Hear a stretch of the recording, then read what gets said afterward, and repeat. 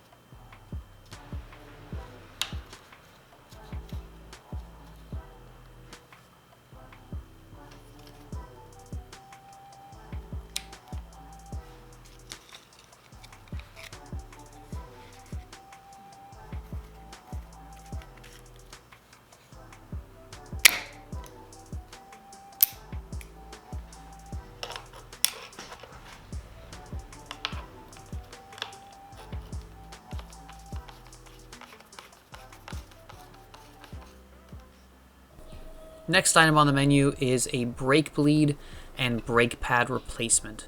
Now this bike was used when I bought it, and the person who I bought it from used to race it. And so with that level of use, you're definitely going to go through pads a little faster. As you can see here, these are I'm pretty sure these are the original pads, and they are worn basically to the bare minimum. So I went ahead and replaced them. Now I figured that this would be the primary cause of the poor braking performance that I was experiencing. I replaced the pads, and they're definitely a little bit better after doing the brake bleed and replacing the pads, but I will say I'm not 100% in love with the SRAM brakes. I've almost exclusively used Shimano brakes on my mountain bikes, and so that may be something I consider switching to Shimano's. I know there's also Magura brakes, which have gotten good reviews, plenty of other brands. I definitely want to shed some weight, obviously, while also getting some good braking performance. So if there's any brakes you think I should look at, why don't you guys drop a comment below. Let me know what brake systems I should be considering for the Highball. The brake bleed is pretty straightforward. You do have to use DOT fluid, which is another downside of SRAM. It's not really that much different. It is just something to be a little more careful of. You don't want to get it on your skin. You want to try avoid getting it on the paint, as it is rather caustic. But just a little bit of precaution, it's not too bad. The brake bleed went by relatively quickly. The rear one, for some reason, had to be bled twice in order to get it to actually bleed. But once I got that figured out, the brakes feel much, much better now.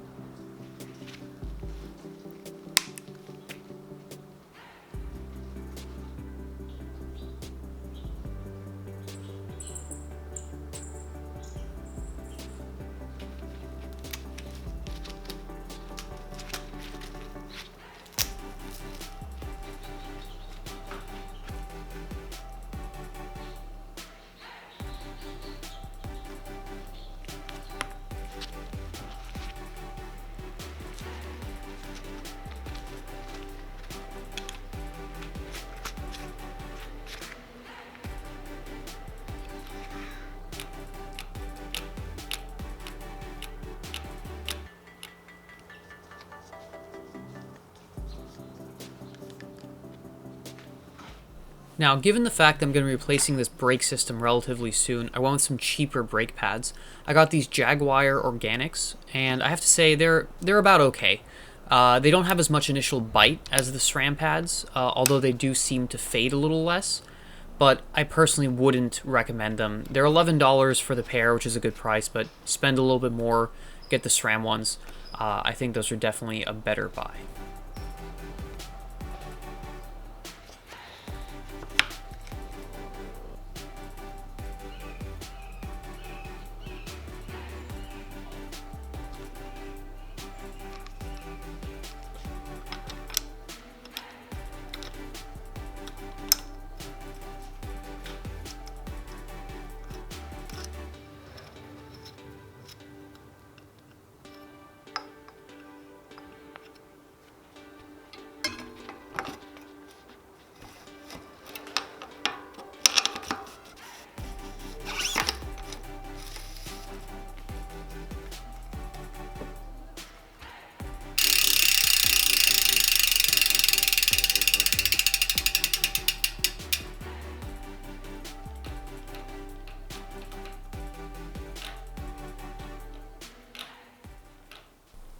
Next up, we're going to go ahead and replace the chain. As you can see here, it wasn't fully worn. The 0.75 gauge on my chain checker showed good, and the 0.5 barely registered bad. But SRAM does recommend replacing it at 0.5, which is, of course, something SRAM would say. But I decided, you know what? Bike is new to me, chains are cheap enough, let's go ahead and replace them just to be sure down the road. And this was also actually my first little bit of weight savings. Now, it wasn't a huge change, as you'll see a little bit later, but I did upgrade the chain from the GX Eagle to the SRAM X01 Eagle, which there's a great article where there's a full study done of a bunch of different 11 and 12 speed chains. And this one came out on top as the sort of best bang for your buck chain in terms of durability versus price and performance. It's not the most efficient chain in sense of pure speed. That one went to one of the KMC chains, but those ones wear out much, much faster. So I figured go with the X01. It's going to last me a long time. The price is pretty good given how durable it is. And I figured I'd be shedding a couple grams. You're not really going to shed a ton of weight through chains. And so I figured, you know what, let's just go with a good value one that will last me a long time. So I went ahead and I sized the chain just using the counting method, which is probably the most rudimentary of the methods, but it's foolproof. Just count the links on the old chain, count them on the new chain, and cut it. And then I went ahead and I weighed the two chains just to sort of get an idea as to how much I'd be actually saving weight-wise. Now, I will say I was hoping for a little more. As you'll see here, the old chain was 243 grams, and the new chain is 239 for a weight savings of a whopping 4 grams. So, got a long ways to go. Next thing I did was I aligned the rear derailleur. Now, when I bought the bike, it had a pretty badly bent derailleur hanger. So this is something that the seller told me. He said he crashed it somewhat recently. I checked out the rest of the bike. It seemed fine, but it definitely wasn't shifting perfectly. So I actually did an initial round of straightening when I first got the bike. And then now that I'm spending a little bit more time working on it, I went ahead and did a little bit of a better job using my DAG derailleur alignment gauge, which makes pretty easy work of this. Now, I still don't think it's 100% perfect. I'm getting a little bit of maybe a clicking sound in the 4th smallest cog. I'm going to go ahead and replace the derailleur hanger at some point in the future. So for now, this is just sort of a stopgap. But I decided to go ahead and straighten that out. And then I figured while I'm here, might as well clean up these pulley wheels since they were pretty gross. So I took apart the derailleur cage and the wheels, gave everything a bit of a wipe down, and got all the crud off them.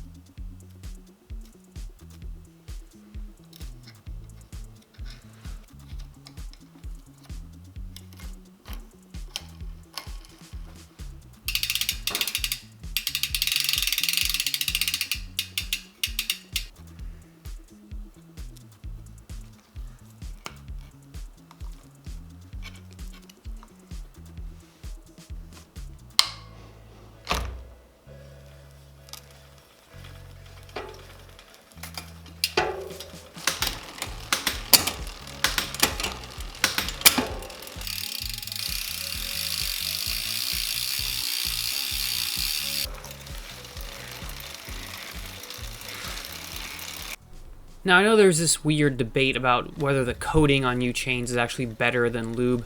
I'm not going to get into that debate, but I do like to just take off the coating and put my own lubricant on it because, you know what, I know it works, and it just makes more sense for me. So I use my Muck Off Dry Lube, which is my favorite for mountain biking. Went ahead and rolled that on, wiped it off, gave it a quick check, and everything is shifting great.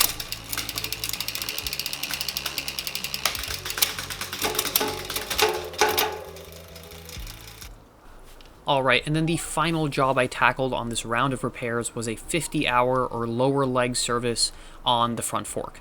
Now, I don't think this necessarily needed to be done. The fork was operating just fine, but it's one of those jobs that is time sensitive, so you're supposed to do it once every 50 hours of riding or once every year, depending on who you ask. And so since I don't know the exact history of this fork, I figured it's a good chance to do it. It doesn't take all that much time, it's relatively straightforward. And this way I'll know when it was done last, and I know that it was done properly. Now, this is not a full how-to video on how to do this process, but I will say it's a pretty straightforward job. It sounds a little intimidating at first. I was actually intimidated the first time I did it on a set of forks, but it's actually not that bad. So if you want a full how-to video, there are a bunch of really great ones on YouTube. I do have a full how-to on this specific fork, the Fox 32 step cast. So if you have this fork or a similar Fox fork, the process is pretty much the same on any Fox forks, 32, 34, 36, 38. So if you want to check that out, I will leave a link above and below. But I just want to say, don't feel intimidated by this job. It is something that any amateur mechanic can do. You just replace the seals, you replace the foam rings, and then you put some new fluid in, and you're good to go.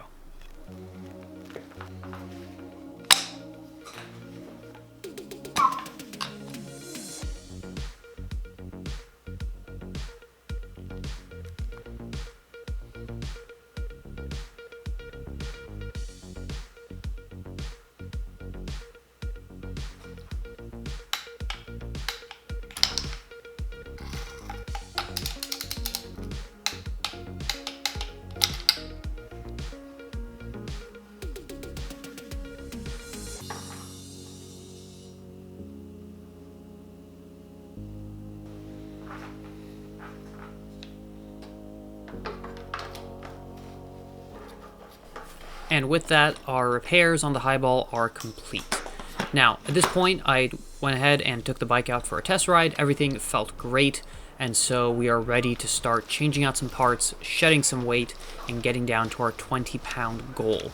Now, unfortunately, I did have a bit of an accident last weekend while riding the bike. I slipped out in a corner, came in a little bit too hot or something, and I broke my shoulder. So, unfortunately, I won't be able to ride for a few weeks, but that has given me some time to sort of plan out the next phases of the build. So if you guys have any recommendations for which specific parts I should be replacing next, why don't you guys drop them in the comments below, let me know what to do, and I will catch you guys very soon. Hopefully I'll be back out on the trails. Thank you for watching, and I'll catch you on the next one.